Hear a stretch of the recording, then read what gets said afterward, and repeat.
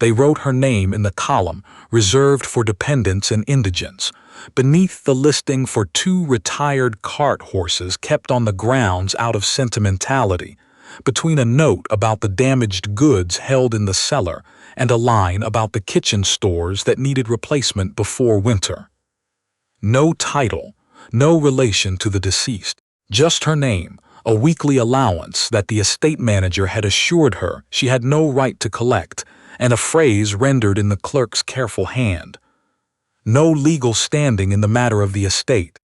Delia Morne had read that line the morning the probate documents were filed, standing in the solicitor's outer office with her coat still buttoned against the September cold, and she had not wept.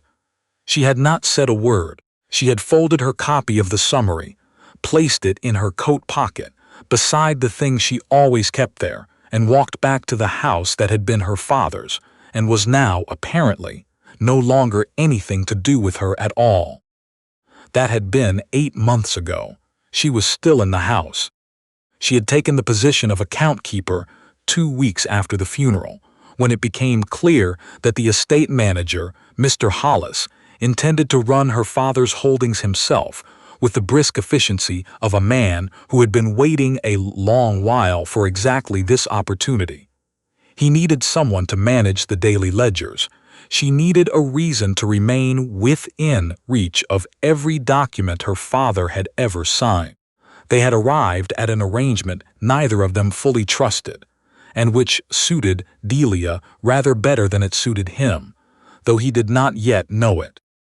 She rose before the household each morning and went to the study that had been her father's, and she kept the books for an estate that was hers by right, and everyone else's by law, and she told herself every day that the proof was somewhere in those papers, that her father would not have died without leaving something behind. That told the truth, that a man careful enough to number every page of every ledger he had kept for 30 years would not have left his only daughter without a line of recourse. She had one thing. It lived in the inner pocket of her coat, the same coat she had been wearing the night. Her father pressed a sealed letter into her hands 7 days before his death and told her in a voice already thinned by illness to keep it close and show it to no one until the time was right. She had kept it. She did not know what the right time looked like, only that it had not arrived yet, so the letter stayed sewn into the lining, and every morning she put the coat on and went to sit with the ledgers, and she waited. The Earl of Stenwick arrived on a Tuesday in late May without ceremony and without warning in a plain, dark carriage that made very little noise coming up the gravel drive. Delia saw it from the study window and thought at first it was the coal merchant. Then the footman opened the door and a man stepped down, and she understood from the way the footman straightened his back without being told to that this was not the coal merchant. She did not know his face. She knew the name because it was in the ledgers. The Morne estate carried a debt to the Caro family trust, inherited from a transaction her father had begun but not lived to complete.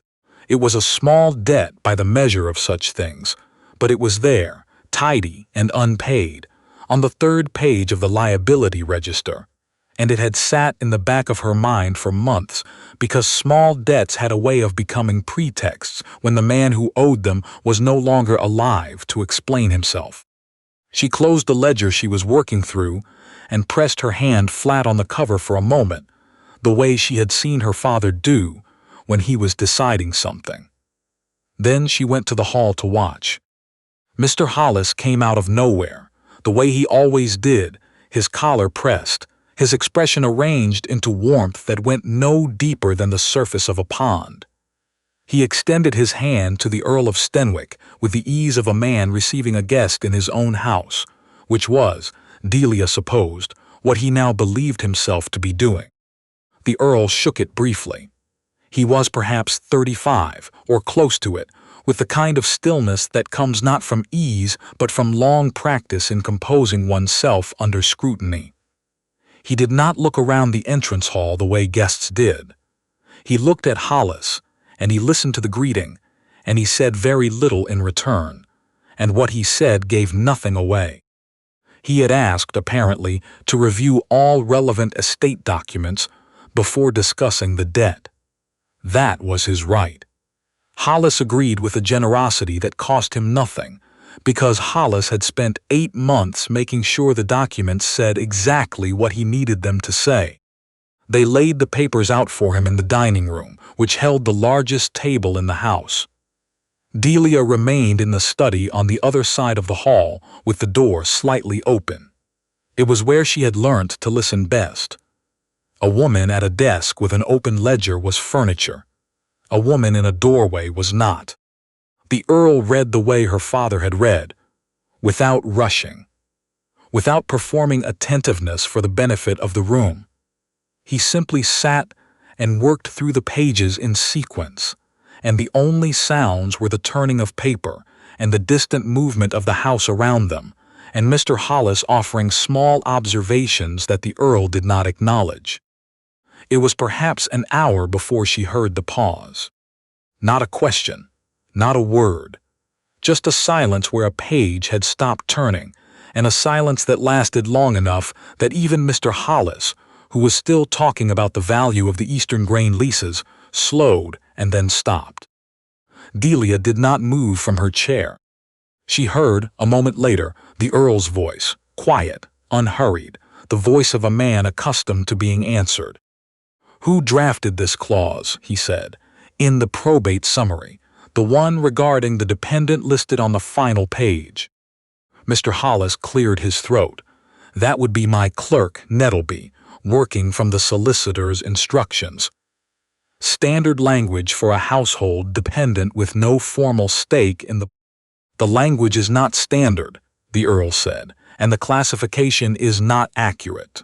A daughter of the deceased cannot be listed as a charitable dependent without either a court ruling on her incapacity or her own signed relinquishment. Neither is referenced here." He set the page down. "I'd like ink." There was a brief silence, then the sound of Nettleby fumbling in his leather folder. Delia pressed her hand against the pocket of her coat. She did not know what the Earl was writing. She could not see it. She only heard the scratch of the pen, and then the sound of him setting it down with the particular precision of a man who has just signed something he means to stand behind. And she heard him say to his own attendant, in a tone so unremarkable it nearly disguised itself as ordinary conversation, "See, that goes to Pearson at the registrar's office before 4 o'clock." And that was all. Mr. Hollis spent the rest of the afternoon talking about the grain leases. Delia found out about what the Earl had written the same way she found out about most things in that house, by listening from a place where no one remembered she was. His attendant crossed the entrance hall on the way out, and the young footman, whose name was Seaton and who had been in her father's employ since before she was born, stepped out of the shadow by the door and murmured something too low for her to catch, and the attendant murmured something back. She caught only the last few words. "Filed as formal dispute before 4. And then they both moved on as though nothing had been said. She went back to the study. She sat down. She opened the ledger to the page she had been reading before the Earl arrived, and she did not read a single word of it. A formal dispute of the probate classification, filed with the registrar, on the same day he arrived, before Hollis had time to wonder whether the Earl had noticed anything at all. She had read enough of her father's papers to know what that meant. A registered dispute could not be quietly set aside. It required an answer, a formal one, on the record. And an answer on the record was exactly the thing Hollis had spent 8 months making sure no one could compel him to give. Whatever the Earl had written, he had written it before Hollis knew to be afraid of him. She was still sitting with that thought when the study door opened and the Earl of Stenwick walked in. He closed the door behind him. He stood just inside the threshold and looked at her across the room. The desk, the open ledger, the stacks of her father's correspondence bound in brown cord, and he did not look surprised to find her there. He looked as though he had known or guessed, which was a different and more unsettling thing. "You're the account keeper," he said. It was not a question. "I am," Delia said. Her voice came out level. She had practiced level for 8 months. "How long have you been in this house?" "Since October, 8 months." He studied her for a moment with the same quiet attention he had given the estate documents. Not dismissive, not intrusive, something between assessment and recognition, the look of a man comparing what he sees to something he already holds in his mind. "Your name," he said, "is Morne?" "It is." He reached inside his coat. He drew out a letter, not new. The paper, worn soft at the folds, carried a long while, and he held it out to her.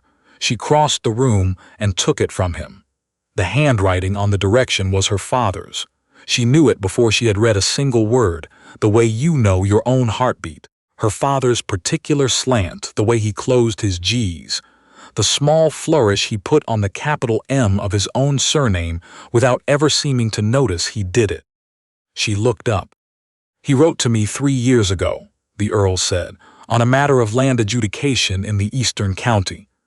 We resolved it amicably. I kept the letter because your father was a man worth corresponding with. I had not thought of the connection until I saw the name in the probate summary today." He paused, "and then I thought of it very much." Delia set the letter on the desk with care, because her hands were not entirely steady and she did not want him to see that. "He mentioned a daughter," the Earl said, briefly. "He said she kept his accounts and could read a surveyor's map better than most men he'd hired." He stopped, chose the word with care. He seemed proud of that. The room was very quiet. Outside, a wind moved through the elms along the drive and then was gone, and the house settled into its ordinary silence, which was not ordinary at all, but simply the silence she had learned to live inside. "I need to ask you something," he said, "and I want you to take your time with the answer, because I think you have not had many opportunities to give it." He waited a moment. "Is there anything in your father's hand, a letter, a document, anything he gave you to keep, that speaks to the matter of the estate?" She did not answer immediately. She pressed her hand to her coat pocket, over the place where the letter lived in the lining. It was habit. She had not meant to do it. But the Earl's eyes dropped to the movement and came back up to her face, and she saw that he had understood. "Yes," she said. "May I see it?" "It's here. I keep it with me." She began to unbutton her coat. She heard the door to the dining room open down the hall. She heard Mr. Hollis's voice, and then Nettleby's footsteps crossing to the entrance. She heard Hollis stop. And she heard, with the particular clarity of a person who has spent 8 months learning the acoustics of a house that should have been hers, the sound of the study door being watched from the other side of the hall. She buttoned her coat back up. "Not yet," she said quietly. The Earl looked at her. Something shifted in his expression. Not impatience. Something closer to understanding. "No," he agreed, "not yet." He dined at the house that evening, which was Hollis's mistake, and not the Earl's. Hollis had invited him with the confidence of a man who believed the afternoon had gone in his favor. It had not gone in his favor. Delia knew it had not, and she thought, watching from the servants' passage as the dinner things were laid, that the Earl knew it too, and that neither of them needed to say so to the other, which was in itself a remarkable thing. She ate in the kitchen with Mrs. Bray, who had been housekeeper of this house for 23 years, and who had watched Delia grow up in it, and who had not said a single word to her in 8 months that was not perfectly correct and perfectly careful. The way a woman speaks when she is watching, and waiting for a moment she cannot yet name. The Earl asked to see the account books, Mrs. Bray said, pouring tea she had not been asked to pour. All of them. From the last 3 years. Did he? Delia said. He did. Nettleby went pale. Mrs. Bray set the pot down. I've served in this house since before your father was prosperous. I remember when the east wing roof leaked and your mother hung pots under the drips and called it character. I remember when you were 4 years old and got into the estate ledgers with an ink pen, and your father laughed until he had to sit down. She looked at Delia steadily. I know what you carry in that coat. I saw you tuck it into the lining the week he died. I never told anyone because it wasn't my place, and because a secret kept low is safer than one spoken, and you seem to know what you were doing. She paused. But if a man like that is filing things with the registrar on the day he arrives, then perhaps the time your father told you to wait for is closer than it looks.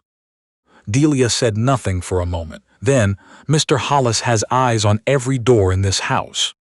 He does, Mrs. Bray agreed. So you let me worry about the doors. It was 2 days later that Hollis moved. Delia had not been surprised, exactly. She had known it was coming the way you know bad weather when you have lived long enough outdoors. The Earl was still in the house, still reviewing the account books with the same methodical patience he applied to everything, and Hollis had begun to understand that the debt review was no longer the primary thing the Earl was concerned with. He came into the study while the Earl was present, which was either bravado or miscalculation, and said in the brisk tone of a man managing a domestic inconvenience that the account-keeper had been found to have made a number of errors in the spring receivables, and that in light of this and certain other concerns about her conduct, her position was being terminated, effective the end of the week. The Insobrin, so he did not look at Delia when he said it. The Earl set down the ledger he was holding. Before we discuss that, he said, I'd like to ask you about something in the probate filing. Hollis turned and Delia watched him recalibrate the way he always did, the smile coming back into place, the ease reforming itself around the alarm underneath. Of course, Your Grace. Any question? The clause listing the dependent, Miss Morne. The Earl picked up the probate summary from the corner of the desk. I filed a dispute with the registrar on the day I arrived. You'll have received notice of it by now. Something moved across Hollis's face, gone before it could be named. I did receive it, he said. A misunderstanding about the legal language, I'm sure. My solicitor will have it clarified within. It cannot be clarified informally, the Earl said. A filed dispute requires a filed answer, as you know. In open registry, on the record. My objection is dated and sealed, and it names the specific clause, and it predates by 16 days the letter your solicitor sent me last week suggesting that the matter of the Morne estate was settled and complete. He set the paper down. A settled matter cannot also be a disputed one. The courts will need to determine which description is accurate. Hollis said, Your Grace, I cannot see what interest the Caro family has in the internal dispositions of. My family has an interest in every document signed in connection with a debt owed to us. That is a straightforward matter of business. And when a document connected to that debt contains an incorrect legal classification of a person, I have both the interest and the standing to object to it. He looked at Hollis with an expression that Delia could not quite read from where she stood, but which made Hollis stop talking entirely. I did not come here for the debt, Mr. Hollis. The debt is small, and I would have sent a letter for the debt. I came because your probate filing was forwarded to my solicitor as part of the estate review, and he thought I should see it personally. He was right. The room was very still. I'm going to ask Miss Morne a question now, the Earl said, and I'd ask you to remain here while I do. He turned to Delia. She had been watching him. She had watched the whole of it the way she had learned to watch in this house, without moving, without giving anything away. But now he was looking at her directly, and the letter in her coat was pressing against her ribs. And Mrs. Bray was somewhere in this house managing the doors. And the Earl had filed a dispute 16 days ago that no one could quietly make disappear. "Your father gave you something before he died," the Earl said. It was not a question. He had understood 2 days ago in this room what her hand against her coat had meant. He had waited. "I believe it is relevant to the probate. I believe it may be the very reason the probate was filed the way it was, to ensure that whatever he left you, whatever it said, could be dismissed in advance as the claim of a person with no legal standing." He paused. "You've kept it a long time. I think he told you to wait for the right moment." Something quieter entered his voice. "I believe this is it." Delia looked at Mr. Hollis. She looked at the expression on his face. Not quite fear, not yet. But the precise moment before fear, when a man realizes the floor is moving and does not yet know how far he will fall. She unbuttoned her coat. She worked the inner lining with her thumbnail, the seam she had unpicked and re-stitched 100 times, and she drew out the envelope her father had pressed into her hands on a Tuesday evening in September, in this room at this desk, with the lamp burning low and his hand already unsteady, and she held it out to the Earl of Stenwick. He took it, he unfolded it, he read it. He read it once. Then he read the final paragraph a second time, and his jaw set, and he looked up at her with an expression she had not expected and could not immediately name.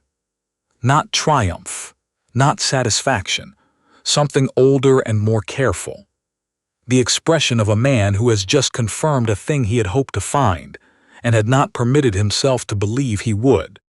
"Who are the witnesses?" he said. "I don't know them. Their names are there." "I know them." His voice was level. "They are men of considerable reputation, and both, I am relieved to say, in good health and very much available to testify."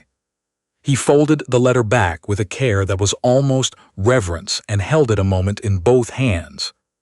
"This is a will, Miss Morne, signed by your father, witnessed by 2 independent parties, dated 11 months before his death, superseding any prior document.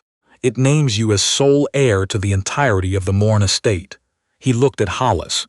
"It is, in point of law, the only will that exists." Mr. Hollis said something. Delia did not fully hear it. She heard the shape of it, denial, bluster, the old smooth certainty trying to reassemble itself, and she watched the Earl listen to it without moving, the way a man listens to something he has already accounted for.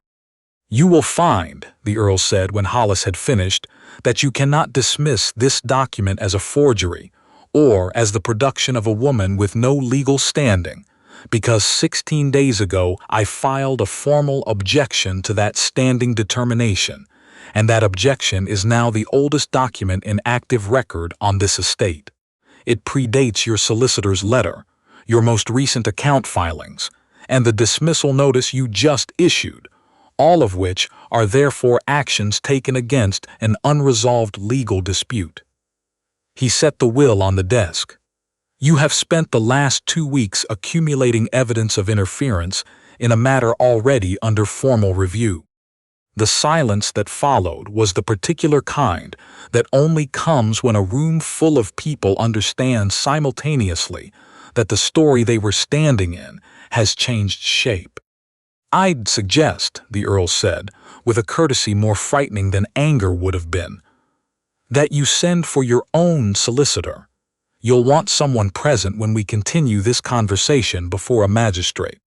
Hollis left the room. He did not run. He was too careful a man to run. But Delia watched him go, and she saw the thing she had been waiting 8 months to see. The moment the practiced ease fell entirely away, and what remained underneath was simply a man who had made a calculation and been wrong. Mrs. Bray appeared in the doorway not 5 minutes later, with a tray no one had asked for, and a look on her face that was not quite a smile, but close enough to one that Delia felt something in her chest loosen for the first time in longer than she could account for. It took 4 months to settle in open court, and it was neither quiet nor quick. Hollis had built his version carefully, and his solicitor was skilled. And there were documents that needed to be produced, and witnesses that needed to be found, and a previous will that needed to be traced back to the year it had been drafted, which turned out to be 2 decades before her father's death, and which bore marks that the court's own examiner described as inconsistent with the date recorded. Inconsistent. But the Earl's dispute filing was the oldest document in play, and it was unimpeachable. Everything Hollis tried to present as settled fact had to answer it first. Every claim that Delia was a person with no legal standing in the matter of her own father's estate ran directly against a registered instrument, filed before any of those claims were made, stating that the standing determination was in dispute and all estate actions stayed pending review. Hollis had built a scheme that required Delia to have no standing. The Earl had given her standing before Hollis knew to take it. The will was upheld. The estate was returned to her name, and Hollis, who had spent 8 months collecting her father's income into accounts that did not belong to him, was required to answer for that before a rather less sympathetic audience than the one he had managed at the original probate filing. On the evening the judgment was entered, Delia sat in her father's study, her study, though the words still felt unfamiliar in her mouth, and she looked at the probate summary that she had kept, the way the Earl had asked her to.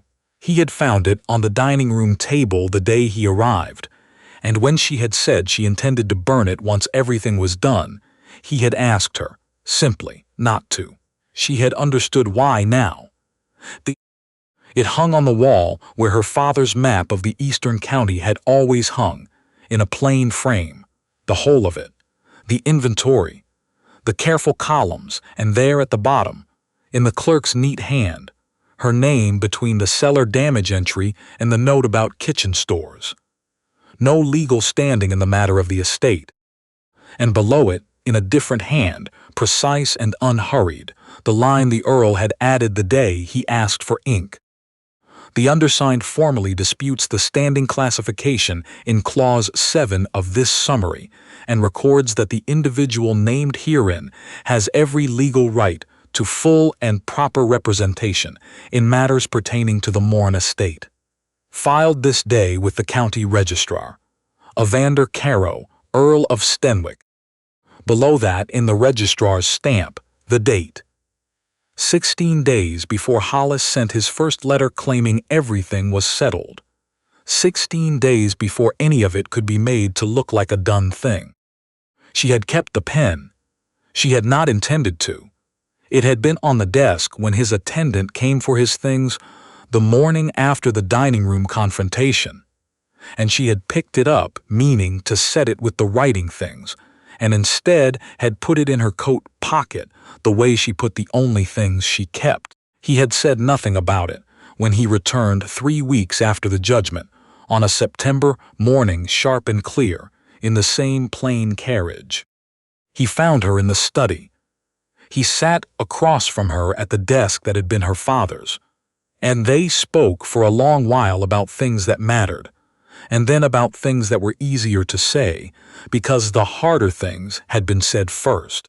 And when he asked her, eventually, in the plain way he did everything, she said yes in the same plain way, because she had known the answer since the morning she watched him reach for ink before he had any reason to believe she was worth the gesture.